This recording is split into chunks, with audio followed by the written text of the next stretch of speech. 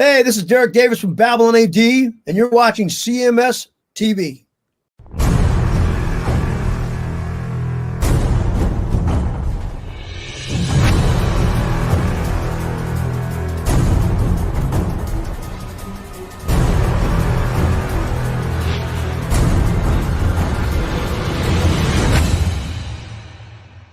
It is your classic metal show right here on the classicmetalshow.com. That's Down with Stone the Crow. And kicking off the show tonight, we heard Bruce Dickinson's solo from his Accident of Birth release with the ghost of Cain and the guy who raises Cain on the show, my partner and friend, Chris Aiken. What's going on here, Chris? What is up, sir? How we doing? Yeah, back again, man. Fast week. I mean, I swear to God, these weeks have just gone by. Coming up here into the studio and sitting down, it's like, wait a minute, I just did this. Oh man, it's already been a week. It does move fast. It goes really fast. I can't, again, we were into, we talked about the end of July. Now we're already 10 days into August, and before I know it, the sun is going to be setting. Yeah, I'm telling you, dude, it's crazy. It's crazy, man. So here we are again, ready to do it for the folks, do it for the kids, as you would say. Last week's show no longer matters. Right. It's time to be entertaining and funny again, I guess. Tune in. At least we'll try. Tune in and be entertained. That's right. Tune in and be entertained.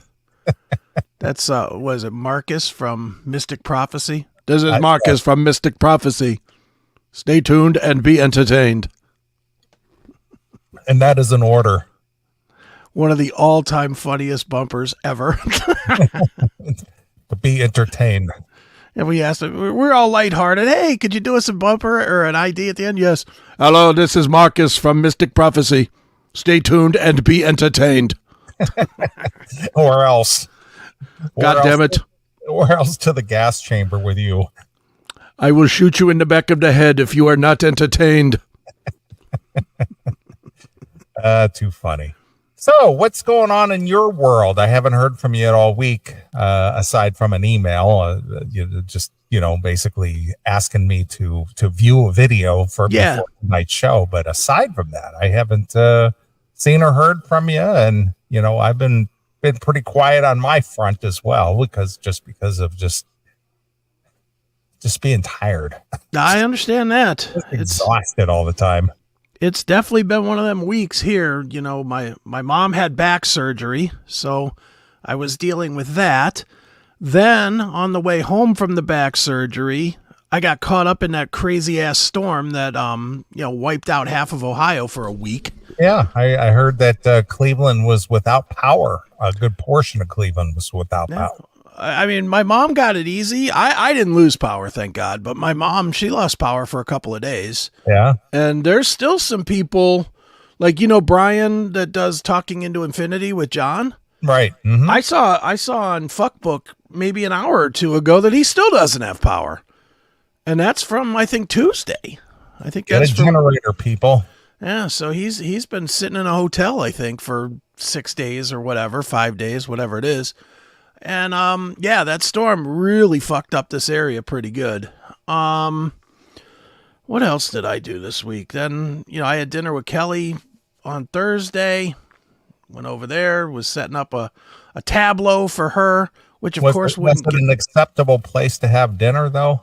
Yeah, it was good. It was fine. I'm just making a joke. It was, it was fine. I was, I had to be there at 5, so I started getting ready at noon. Right. Of course. Because that's the new method, isn't it? 4 or 5 hours to get ready to. Apparently so. To go 20 minutes.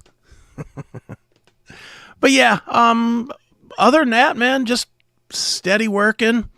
Doing business stuff, doing CMS-y type stuff. I launched the Judge Aiken collection on our merch store yesterday. Oh, yeah? What would that be? Would that be? Oh, you name it. In the wig and the gavel and the whole. Oh yeah. I'll put it on here. Get a screen. Oh yeah, Oh, got look at that. all the stuff. Nice. There's the Judge Aiken. All is rising in his robe cup, in case you want that one. or in all black. Right. If you want an all black. So did you take some pictures for that? Is that how you did that, or what? That's a screenshot from a screen grab. Yeah, it's just a screen grab from one of the Judge Aikens that we did, Okay. and I just used AI to take out the background and slapped it on every fucking thing I could possibly find. All right. But yeah, there's all kinds of them. There's, don't- getting to be winter. You might want one for a hoodie. I'm surprised you don't have something like court is now in session, or It's still early. something about sentencing naughty teachers, all over, something like that. It's still early. I could still create plenty more of these things. Yes, I'm sure you can. I'm just thinking about clever lines that would relate to people who understand about the Judge Aiken character. Yeah, I want to make a bunch of them. I want to make one that just says like, "You're ugly, so sentenced to death," or something like that. Naughty teachers beware. Yeah, exactly. Who wouldn't want to do a Chris Aiken or a Judge Aiken puzzle? I mean, come on. That's too funny. It's also stupid, but whatever. People. I put it up and got quite a few emails. I don't think I sold anything, but I got quite a few emails that people love that shit. So, right. I mean, this could be good for you, dude. A wine tumbler. The Judge Aiken wine tumbler. It's just stuff, just trying to do fun stuff and trying to make it more gooder for the fans. Right. That kind of thing. Sure. I was actually messaging back and forth with many of the VIPs today about Rumble versus Odyssey and, what's a better experience for them or what would be a better experience for them. Because I want to make sure that we're giving them the best show we can. And right. As I'm sure we'll talk about later, there's a reason I'm worried about Rumble now. Yeah, of course. I mean, there always has to be a reason to be concerned. Yeah. And not specifically about Rumble, but just free speech platforms or just platforms in general. Yeah. Well, that's, it's funny you say that because I had a chat with Corey today about the video platform, which, I've been kind of hedging on if we're going to keep CMS TV or not. Right. But then after seeing this thing here, I was like, all right, we got to have a new game plan for this thing. Right. Got to have a backup, just like a generator for people who lost their power for days. Well, and my thought, honestly, is the backup should be Rumble or Odyssey. We should use our own shit that they really can't shut down. Oh, yeah. I think that's what that's what the plan has always been. It's just that we got kind of a little bit comfortable, or we did maybe little maybe not so concerned, but after what you shared with me today, which we'll get into later, there's always a reason to be concerned. Oh yeah, well that's I will tell people this, and they will notice a change beginning on Monday for the people that get the show on the app or on the web or whatever. I'm not going to use Rumble clips on the website anymore. They're still going to be there. I'm not going away from Rumble in any way. I do not want to see anything happen to Rumble. I have no issue with Rumble. No, but Rumble is not the issue. Rumble's great. It's the fucking cocksuckers in the world that are the issue. Yeah, but don't give too much. Yeah, I'm not.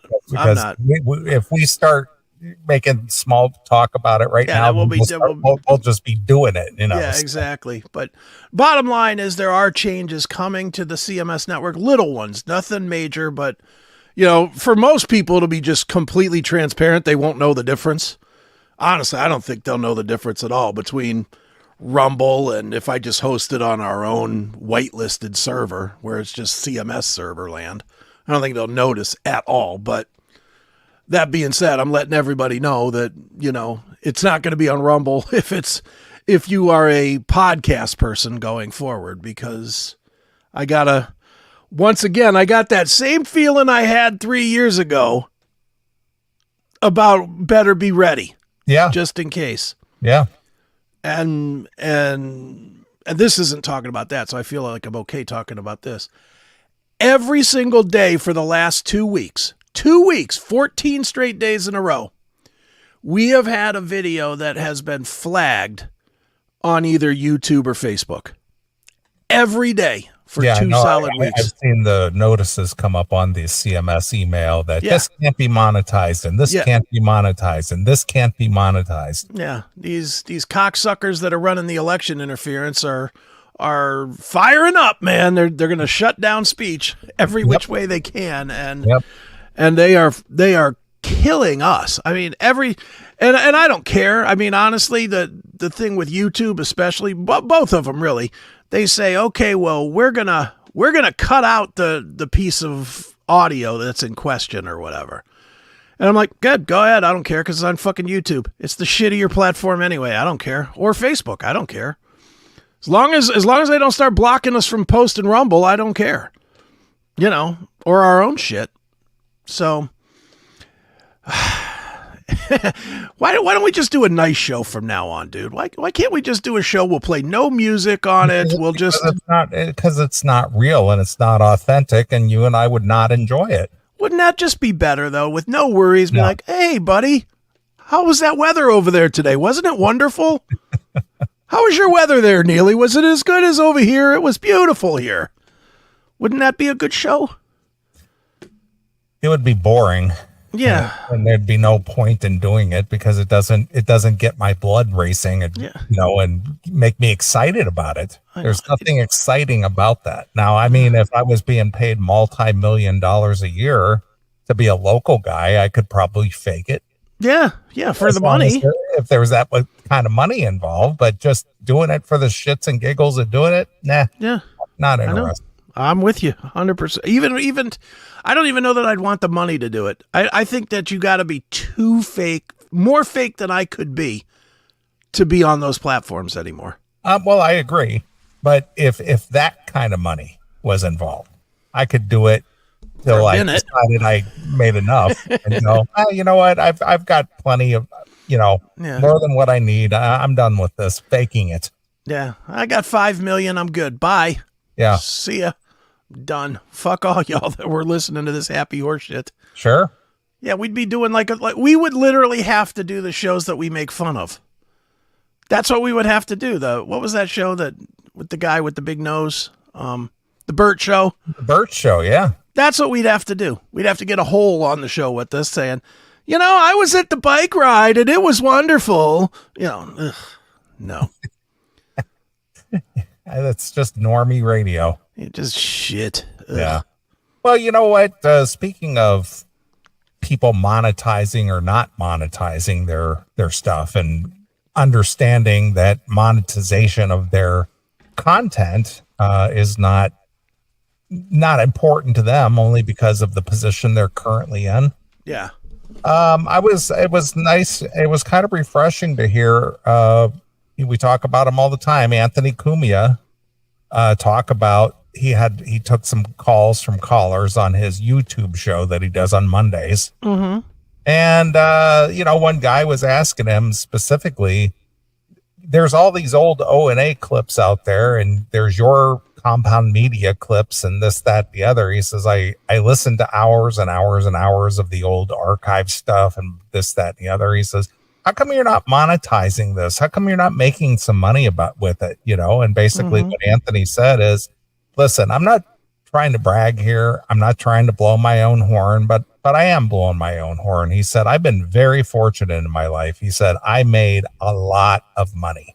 Yeah. Because I made a lot of money, more money than I ever thought I would make in my entire career. He says, and I did very well for myself. He says, I don't need to do that. Right. He says, I don't need to. He says, is the thought of it nice? Is the thought of making a couple of dollars nice? Yeah, the thought of it is nice. Who doesn't want to make some money? But is it worth the hassle? No. He goes, I don't need it. He goes, I got plenty of money. He says, I got a lot of money. He says, and I'm just he says, I'm on that downward slope of the roller coaster right now. Sure. I took the ride and now I'm clicking back into the Into the gate. Into the gate where you get off the roller coaster. Right. He said, that's where I'm at in my life. Yeah, I don't blame him. So it was nice to hear somebody actually step up who's actually done well for themselves and say, listen, it's a nice gesture and a nice thought, and I don't need it. Yeah. I don't need the money. I hear him. You know, I know I was this week, I was listening to, I've been on a Ron and Fez kick lately. I've been listening to just tons of Ron and Fez. You know, I really enjoy Ron Bennington, his off the cuff comments and stuff. I always enjoy that, but that I just can't take the Fez part. Just can't do it. Yeah, see, I'm all in. It's just irritating. Just that he's a fag. He's a fag, and that's his role. But that's I love, and the way they beat him up is hilarious, especially when he was.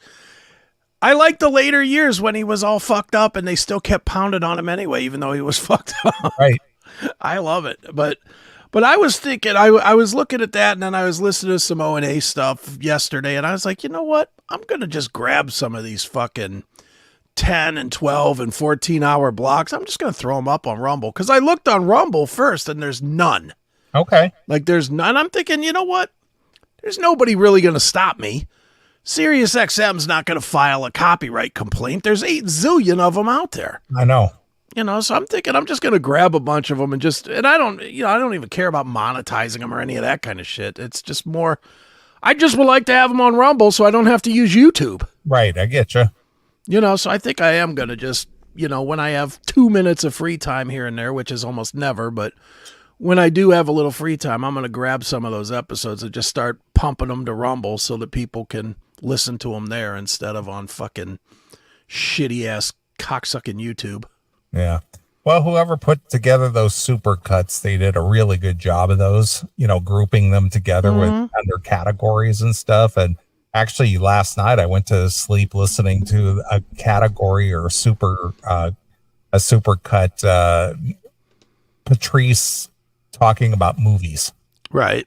You know, they always talked about liking movies and discussing movies and stuff. It's like 12 hours long. Yeah, oh yeah. Mm-hmm. You know, and I went to sleep listening to that, and I woke up this morning. It's still listening to it. Just, you know, it just makes me sleep better. Yeah. Yeah, just because it's comfortable. Yeah, it is. It's very comfortable. Mm-hmm. I get it. Yep. But yeah, anyway, we've got a topic to speak of this evening that is a bit disconcerting. Yeah, I would say. And you know, we want you fans to be aware and maybe spread the word a little bit, at least get involved or, you know, do whatever it takes in your political realm as far as like your voting habits and stuff that might, you know, stave off some of this nonsense. Yeah, it's really, it never ends, does it? No, it doesn't. But we're just constantly under attack. It is. It is. But it's all about money and power, my friend. Mm-hmm. I know. And again, the only thing that, and we're not going to get into it right now, but the last thing I'll say about this is the one thing that makes me happy is that when I see this shit and I see it happening to major players, and the guy obviously that I sent to you is a major player. He is. You know, I don't really love him, but he's a major player. It makes me more happy that we've done our thing our way to where it really doesn't, it can't stop us where he can be stopped. Yeah. But the difference between him as a major player and us is that he does it for the money. Yeah, well, yeah, of course. And I found him super disingenuous when he kept saying, well, I don't get any money from Rumble. Shut up. We all saw the contract you signed with Rumble, dick. But whatever. We'll, again, later. I'm itching to talk about that topic. I know you are. I know you are. So anyway, not a whole lot going on in this side of the world, you know, aside from just, you know, I don't think I can remember a time where I've been almost feeling zombie-like, you know, because of just being just overwhelmed with business. You know, and it's not a complaint. It's just business is so good that sometimes it's too much. Sure. But you know, I'm going to ride it out. I'm a strong person, and I make things happen. And that's basically what's going on, is making things happen. You're banking for the future, dude. Yeah, basically doing just that. You know, because you're making good bank, so you might as well make it while it's there, because God knows we could be 4 months away from none of us making any money. You're so absolutely right. Everything could come crashing down, and there's been little cracks in the foundation indicating that could possibly be the case. Well, seeing these two jizz buckets that could potentially win, oh boy, it really makes me scared to death of if they do win. Holy Christ. That is just frightening. I know. I get it.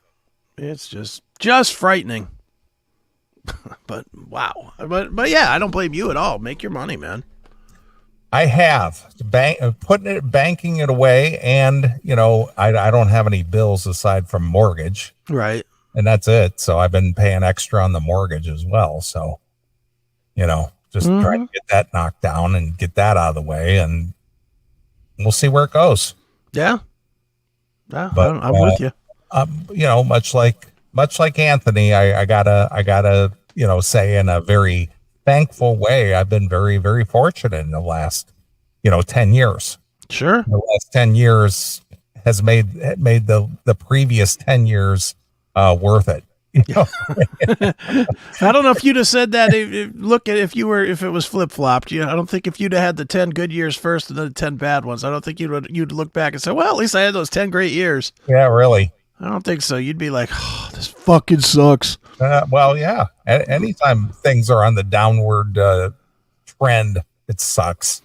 I just remember some of the calls that you would call me That from. was tough, man. That was a tough time, man. You were like, oh, I'm sitting outside this fucking bar waiting for this drunk to take him to get his fucking diabetes medication, and he's going to die anyway, so fuck him. You were like so goddamn depressed. That cab company is no longer in business. Not that that's a surprise, being Uber and Lyft are the way people go these days. But sure, that was just the tail end of that type of business. Yeah, it was. That shit was that was a dying field. Everything's a dying field right now. What's not a dying field? Everything's changing. Everything's changing and I guess there's a I guess you got to take the good with the bad or the bad with the good, depending on which side of the spectrum you want to look at it. But, I deal with shipping containers, and, one of the things, obviously, to transport these things takes trucks, tractors, trailers. Sure. And one of the things that's really taken a bite out of transporting these empty containers is these independent haulers. They're kind of like the Uber of trucking, but right. It seems like everybody and their brother owns a big pickup truck, like a big dually pickup truck, right? And some kind of a trailer, and they're hauling these containers around with a big pickup truck, and they're putting a bite into the trucking industry. The ones with the tractor trailers, And your one of your clients who is directly involved with me, he's thinking about calling that part of the business a day because of that. Really? Yeah. Wow, it's that bad, huh? Well, it's these it's the same thing as the Uber and Lyft putting the cab companies out of business. That's what it boils down to. It's cheap.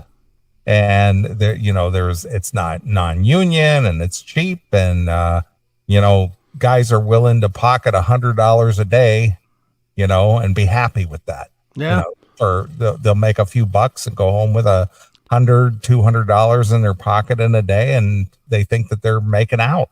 Yeah, and the legitimate trucking, but even that said, the legitimate trucking business is ridiculous right now. I mean, I have another customer that runs a trucking company, or two actually, that run trucking companies, and I'm aware of it. And I mean, the bonuses and shit that they got to give just to get truckers is off the charts.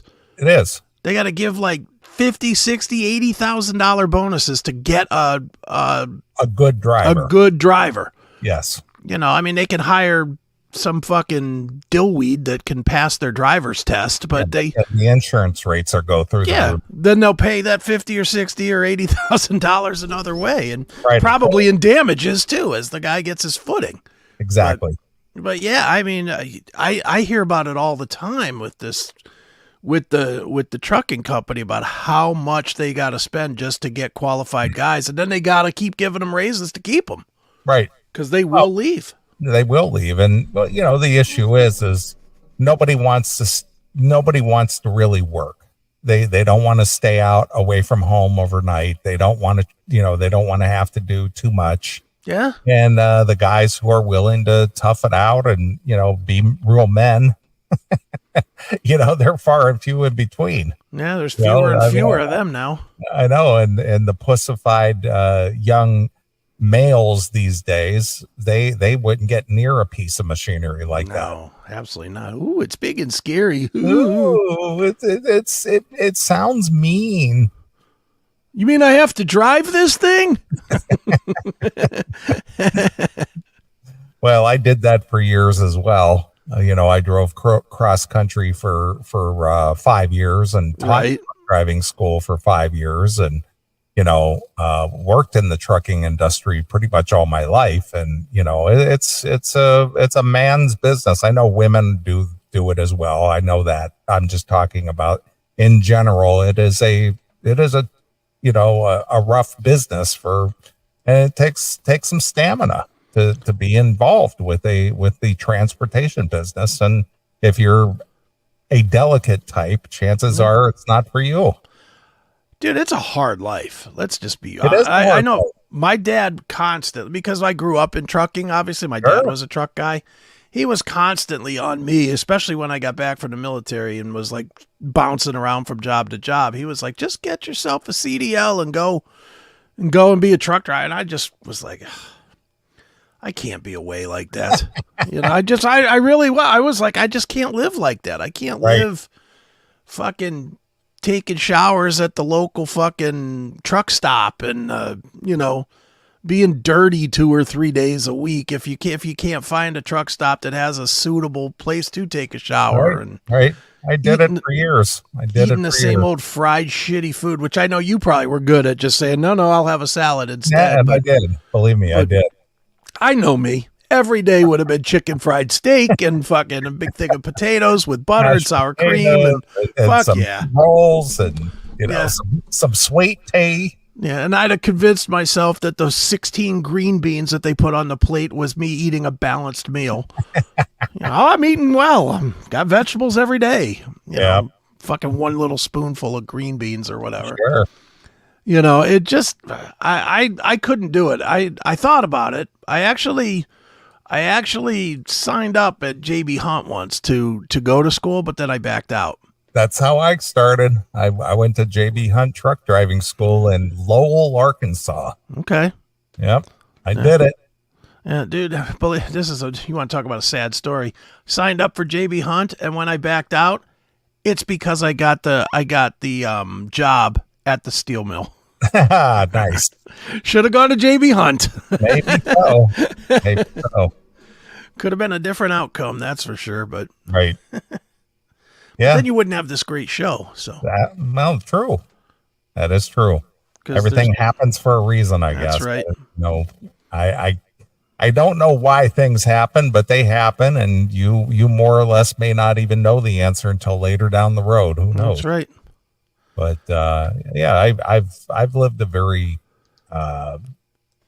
diverse life as far as like experiences, and things I've done, and places I've gone, and people I've known. And Chris would be hitting the lot lizards. Is that true, Chris? Yeah, it's very true. Really? Oh yeah. And honest to God, I probably would have been a cheating motherfucker again. Because I used to be a cheater all the time before I got married.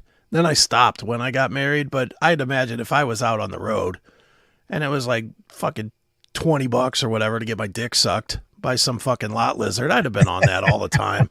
I'd have been like, I'm bored and I can't watch fucking Jeopardy again. Here, come here and suck my dick. I know it. I just know it. It would not have been I've run that scenario through my head 100 times about the potentially being a truck driver. Right. And everything that is the bad side of being a truck driver, I would have fallen into. I would have absolutely got into drugs. No question in my mind about it. I would have absolutely drank and drove because I do that anyway. So I would have done that. I would have done everything wrong. I would have cheated on my log books back when you had log books back then. I would have just drove for 14 or 15 hours and fucking forged them. I would have done every stupid thing that you're not allowed to do. I know I would. I would not have been good at it. I was not disciplined. You would have been what they call on the CB radio an outlaw. I would have been. You're an outlaw. I absolutely would have been an outlaw. I would have just been, I mean, I've told enough stories. I did not have discipline. Still don't really have much discipline, but back then when I was in my 20s or whatever, I would have been a coked up, driving on speed and taking downers to sleep, fucking whores and, doing everything wrong that you could. There's no way would I have been, well, I'm going to go in the back cab now with my little portable TV and I'm going to lay here and watch a movie. That would never have been me. Never. I didn't have the discipline for that. Right. Yeah. I remember, speaking of, driving over hours and having to forge the logbook and stuff. I remember I was driving for a company. They're no longer in business. They got bought out by Swift Transportation, but I was driving for a company called MS Carriers. Okay. And they were based out of Memphis, Tennessee, and they started as an offshoot of Federal Express. Right. What it was is that Fred Smith, who started Federal Express, his former college roommate, Mike Starnes, who started MS Carrier, which is what MS stands for, is Mike Starnes Carrier. Okay. Well, when FedEx was growing in the 70s and they were really booming, they didn't have enough trucks to handle the overflow of the FedEx freight. Right. So this Mike Starnes started up MS Carrier just as a way to handle overflow freight from FedEx, which is right. I got into the business, and then he got into general freight, but they still had a relationship with FedEx. And because of my driving record, which was, impeccable, and I was always on time and never had an accident and all this and stuff, I was a designated what they call a JIT driver, just in time driver. Okay. So I would often get the FedEx loads. Like I would go to, well, for one example, I'd be at Cleveland, the Cleveland airport, get loaded, and I'd have to run to Nashville, Tennessee. Okay. I'd have to make that trip in 10 hours, Oof. and then I have to, be there on time and offload and things. Or I would start off in like Detroit. They'd load me up with these totes that were full of, overnight packages. Right. Run over to Cleveland. They would roll off a tote or two. Then they'd roll off on a couple of totes. And then I'd run over to Buffalo and they'd switch out a couple totes. And then I'd run to Rochester, New York. And then I'd run over to like Syracuse, New York, just all FedEx freight. And then I'd sleep in Syracuse. They'd load me up with freight and I'd do the same trip going backwards. So I'd run back across, to Rochester, to Buffalo, to Cleveland, over to Detroit. Okay. Because, of course, all the FedEx hubs are at the airports. Right, so sure. I just run from airport to airport, and I wouldn't have to touch anything. I wasn't allowed to get out of the truck. I just pull into the yard.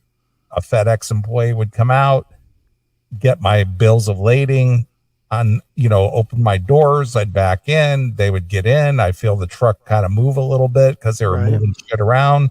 I'd pull out. They'd close the door, put a seal on the door, hand me my manifest, and off and run into the next airport. And move along, sir.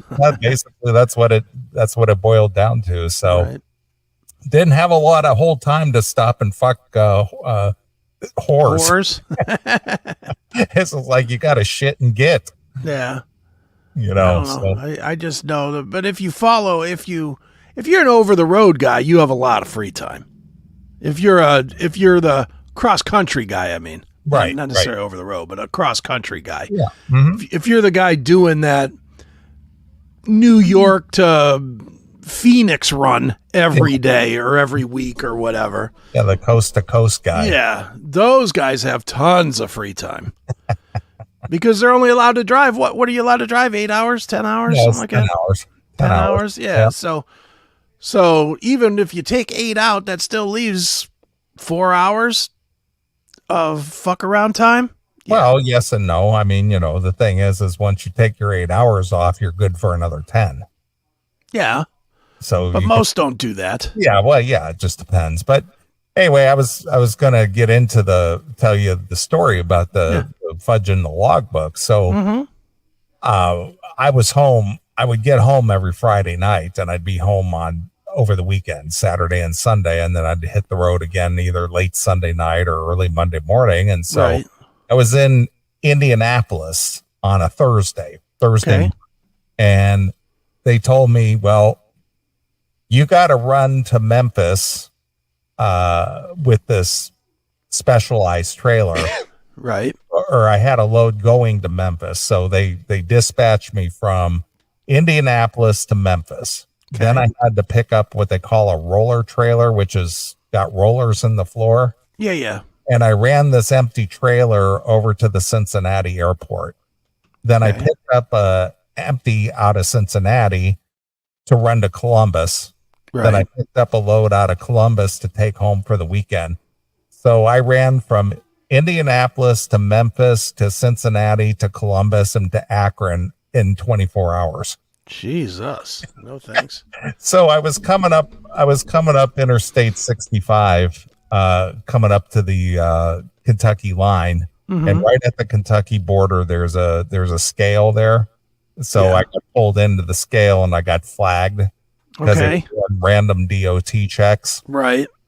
So I pulled off, and DOT officer come up and knock on the door, and he goes, "First thing, let me see your logbook." Oh boy. Well, I was keeping that up to date and so on and so forth. And I always wrote it neat, and it was clean. Sure. It was easy to read. And I handed him my logbook, and I'm thinking, oh shit, he's going to shut me down right here. If I got busted right there, they may you stay at the scales for 8 hours. Right. And I thought, oh shit, this isn't where I want to spend my Friday. So I handed him my book. He just kind of went, okay. And he goes, okay, on your way. Right. I was like, whoo. But yeah, I made that turn in basically 24 hours or maybe a little bit longer, maybe like 30 hours. That's funny. So that's quite a lot of miles. Hell that's yeah. a lot of miles. But I was shitting and getting the whole time, man. Hell yeah. But again, you were an ambitious guy. You weren't the regular guy that would just be like, I can't do that. Most guys wouldn't even take that. Right. I mean, honestly, right? Most seasoned drivers would not take that run. Probably not. They would just be like, no thanks. Yeah. Don't want to push it that hard. Yeah. Give me the Pitt, Ohio run. Exactly. Run to Pittsburgh, run to Ohio, call it a day. Yeah. Yeah, I did that too. I did that. I drove for Kaufman's department stores. Okay. And all I did was pick up and drop off doubles. I would hook doubles and drop off one of the 28 footers at one store and pick up the empty, and drop another one at another store and pick up the empty and drag them back to Youngstown, and then grab another set of doubles and do it all over again with another set to another set of stores.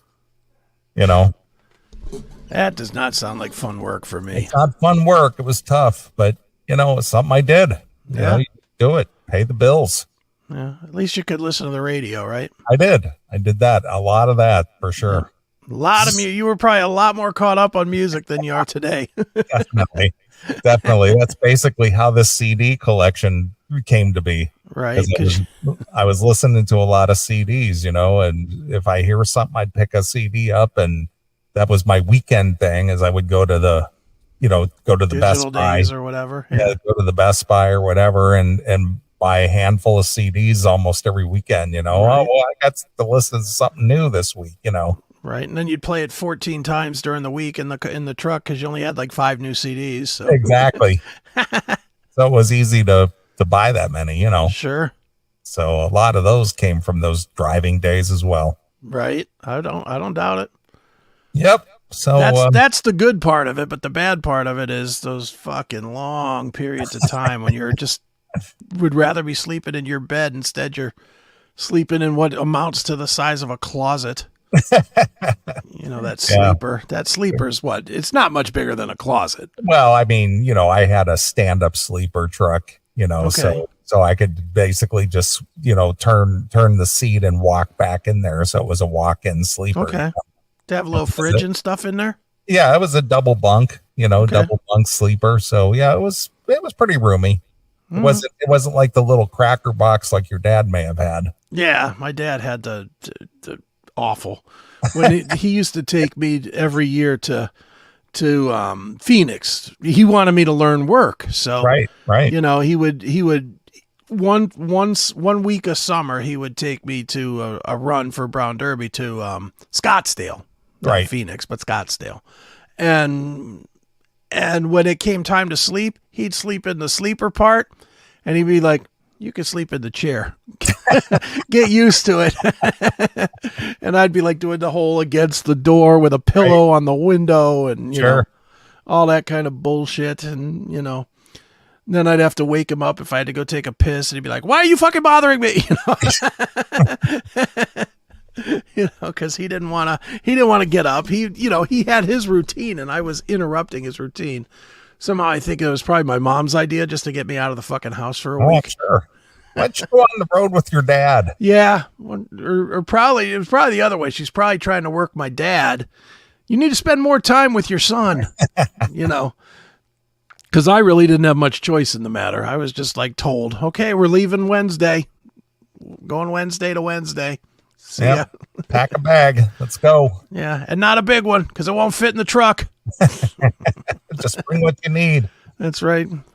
Throw a toothbrush and two changes of clothes in a duffel and you're gone. Right.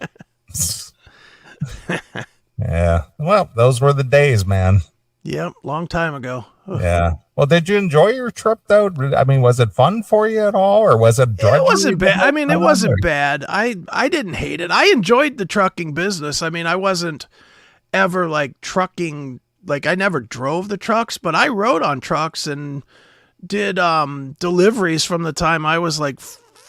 I mean, with him, I rode from the time I was like 13, but even when I was, I think 15, he hired me at Brown Derby to load trucks. And, dude, it was such a whack schedule, man. I would go in with him at 4 a.m.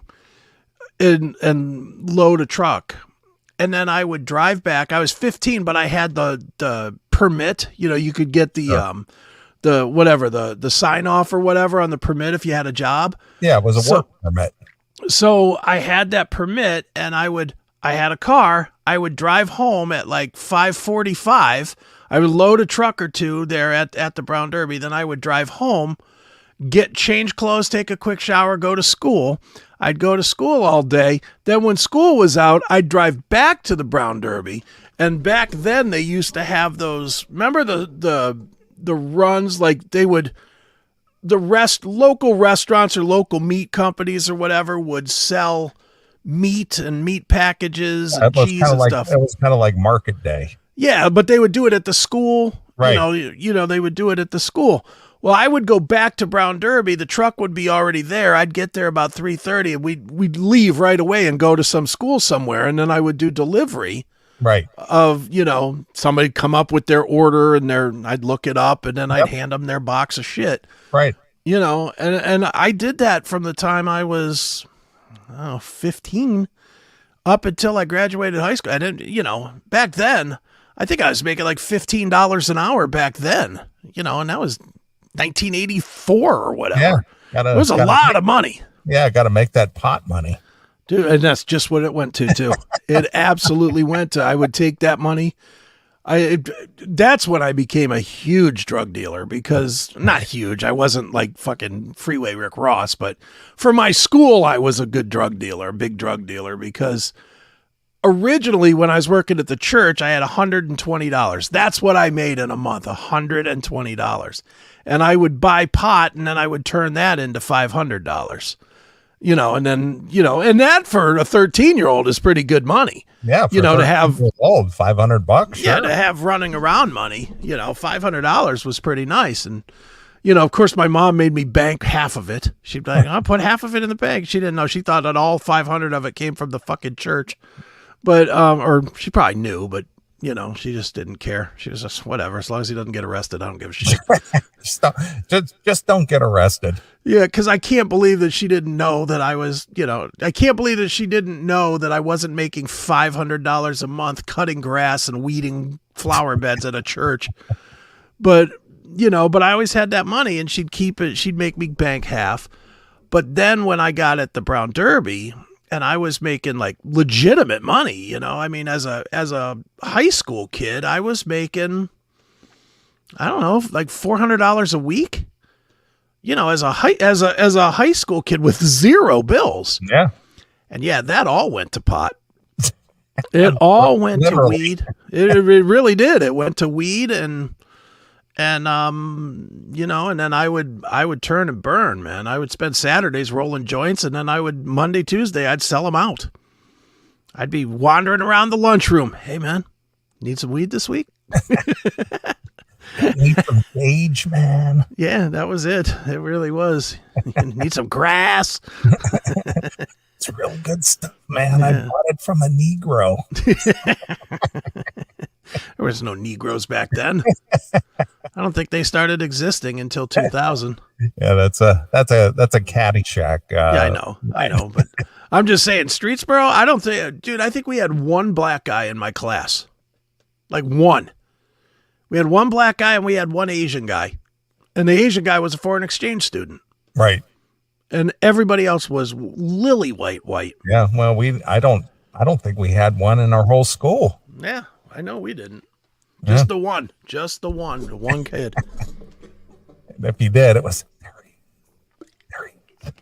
I was cool with them because I liked the music. I was all the way in on rap from day one. I had the Run DMC and the LL Cool J. I was a dick.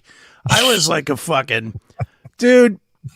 I'm going to have to get some photos from my mom so I can show them on the show here. There's some really embarrassing shit of me.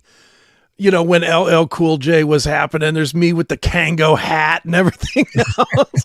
I mean, I've got some really embarrassing fucking pictures of me with the tracksuits and everything.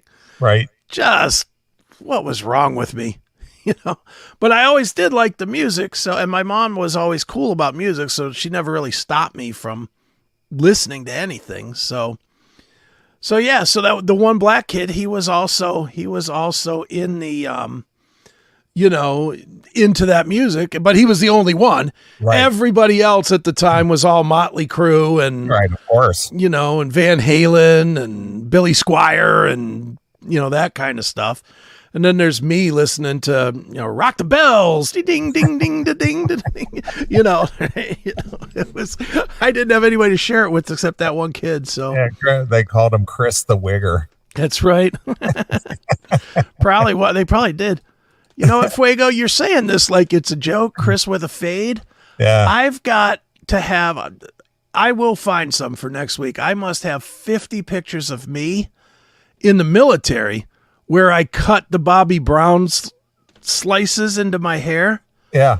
I have all kinds of pictures of me with the 2 and 3 lines and the Z's, the 2 Z's on each side that went to the back.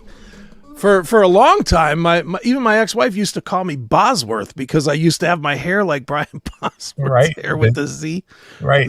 The Z cut in it. But you didn't color. You weren't able to color the ends. No, I couldn't color it, but I definitely cut the to the scalp lines into the side of the head. They called you Chris and Play. Exactly. I was the original crisscross. Right. Did you wear your pants backwards? When I was jumping, I sure did. Jump. The Mag Daddy said, So silly. Too funny. it's weird when you look back at it now and it's like, what was I doing? And I still like the music, but at the same time, it's like, man, why was I trying to be a black fashion statement in a literally all white town? There was nobody that was going to think that was cool. There was no one that was going to think that was cool. And here I was, fucking stripes in the side of my head, listening to fucking, Run DMC or whatever. Yeah, you listen Grandmaster to Flash. Yeah, that was what I was just going to say. Yeah, I had all that shit. Grandmaster Flash. Girls love the way he spins. Right. I had that tape. Listening to some Funkadelic. Yeah. Oh, yeah. I had all that stuff. I used to have this little wooden box, and it could hold like 10 cassettes. It was cut the exact same size as a cassette. And that was my rap box. And I kept all my rap tapes in that rap box. I know my mom still has the box. I don't think she still has the tapes. I think she sold all my shit at a yard sale or something, but she still has the box at her house. And I will get some photos from my mom. I got to go see her this week anyway. I'll see if she can't dig me out some of these ridiculous pictures of me trying to be Wigger Chris, because there are plenty of those. Wigger Chris. That was before there was Wiggers. That was just, I don't even think we had that term back then, did we? No, I don't think so. I don't think so. I don't remember ever being called that. I remember being called something else. Starts with an N and ends with lover, but I definitely remember being called that. What was that movie? Trying to remember what that movie was with Seth Green, where he was still pretty young and he was all dressed up and trying to do the whole Wigger thing. Remember that movie? Yeah, and he was wearing the chains and stuff. Yeah, exactly. God damn it, I can't remember what the movie was. Was that you? Was that the way you were? I didn't have the chains. I didn't have the chains, but I had the hat and I had the tracksuit and I had Adidas shoes. I definitely, once my Adidas hit, then I had to have Adidas shoes. So it's so fucking stupid. Can hardly wait. Yeah. That's it. That was it. He was wearing like the goggles and wearing all the Wigger clothes and stuff. Exactly. I was like that, dude. It was funny. I'd wear like the tracksuit to school. And you want to talk about white privilege? This is one time I will say I definitely was a fucking spoiled white kid. So I'm wearing my tracksuit with Adidas with a Kango hat at school like a fucking idiot. But then when it turned to baseball practice, then I'm putting on my $200 Nike fucking cleats, because I was so poor. My mom always bought me like the highest end fucking equipment, or my mom, my dad, somebody always bought me the highest end equipment for baseball. So I'm wearing, because they thought you had potential to actually go into the majors. Yeah, they thought that. I thought that. I should have, but it just was silly that I'm dressing like a gangster bum at school, and then it's baseball practice, and I'm putting on $200 cleats and $40 batting gloves, and I had a $600 fucking Easton bat. Wow. I had all this really high end baseball gear from this kid that was pretending he was poor day to day. Right. What a loser. Yeah, well, that's what kids do. That's kind of where you try to discover who you really are, Yeah. Well, the thing that's weird looking back at it now, though, is when I look back at it now, it's not like I was like all in on it either, because I was still very much into like Motley Crue and Van Halen and. On like a Friday night, it's not like I wore my black gear out to the football games or whatever. It was just at school for some reason. Well, it was just, it's just, dabbling with different flavors and different looks and, I was just a poser. I ain't going to lie. I was just a poser. Well, I mean, we've talked about that a few times here on the show about your love for the pop music, because of because that's what the chicks liked, Oh yeah, so that's a Dude. pretty good topic that we've had here on the show oh yeah, several times. dude. I can remember times, and these are stories I've never told anywhere, but I'll tell them. So we had a jukebox in our gym, and during lunch, like everybody eat in the cafeteria, and then there was. Well, you've been to Streetsboro High School, but for people that haven't, cafeteria is right next to the gym. Yeah, we had the same setup. Yeah. So we would, you'd eat lunch and then you probably had 30 minutes left after lunch that you'd go and you'd hang out in the gym with your friends or whoever, right? And there was a jukebox in there and it was always playing like, at that time it was Genesis was a big thing in the jukebox and Billy Squier and Prince and, whatnot. But there was one fucking Alabama 45 in this thing. That country music song. Play me some country music. Sure. Like grandma and grandpa used to play. I would play that stupid song. First, it was girls that would play that song. The girls that I was always trying to get after. So then I would play the song and I'd stand by the jukebox hoping the girls would come over by the jukebox. So then it got so bad that I literally bought a cowboy hat and I would go in the fucking lunchroom with a cowboy hat on, standing by the jukebox so they'd know that I played the song. Right. It was so fucking dumb. It was me, motherfuckers. It was And it was only because I just wanted to come over and go, oh, you like Alabama? Oh, I love Alabama. Right, of course. And I'd just straight lie. And I'd be like, oh, yeah, Alabama, the Oak Ridge Boys, Kenny Rogers. I'm naming the only country artists I know. Back to what we were talking about at the top of the show about faking it, for gain. And then, and then that, thing, you were faking it to hopefully gain the affections of the gals. Yeah, it was. I definitely was. But it all changed once I discovered marijuana sales. Then it was a whole lot easier to get those girls to talk to me. Sure, of course. Got any weed? That's what it was. That is what it was. Sure. All right. Well, I think that's a good place to close this hour out. All right. Since we blew through over an hour already. Yeah, we did. Jesus. We just get to yammering. Yep. We just get rolling. Yep. All right. Well, again, I'm always pleasantly surprised by the amount of people who start sending in music requests as early as Friday night. Yeah. Well, they got to hear that song. I know. They like the recognition, I guess. Yeah, I guess so. So, but anyway, if you would like to get a request in, and if I have time, I'll play your tune for you. Request at theclassicmetalshow.com. Request at theclassicmetalshow.com. Let me know what it is you'd like to hear. And if I got time in the evening, I will get everybody's song on if I can. So what should we start the second hour off with there, Mr. Aiken? Well, I am going to make Jim. In fact, I'm going to say this now. Jim, grab your dick and start pounding because I'm about to make you happy. I have been listening to all week this brand new Blue Oyster Cult 50th anniversary live, the second night record that just came out.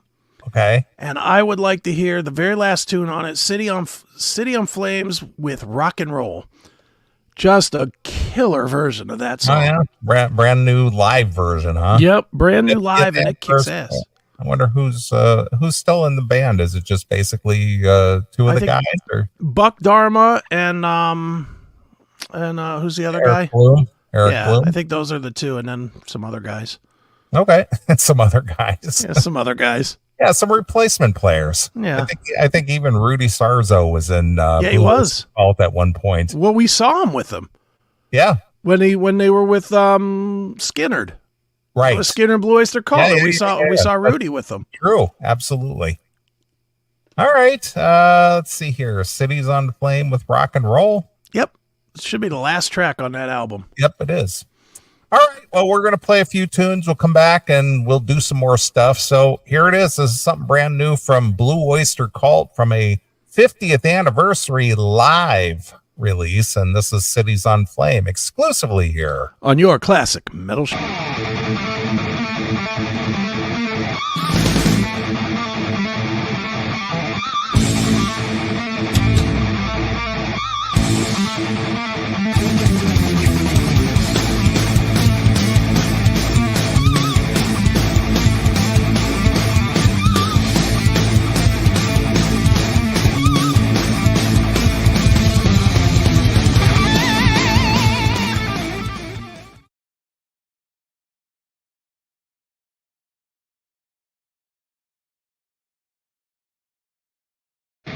This episode of the CMS Network is brought to you by our sponsor, Blackout Coffee. If you are a coffee lover, you will love what they are selling over at Blackout Coffee.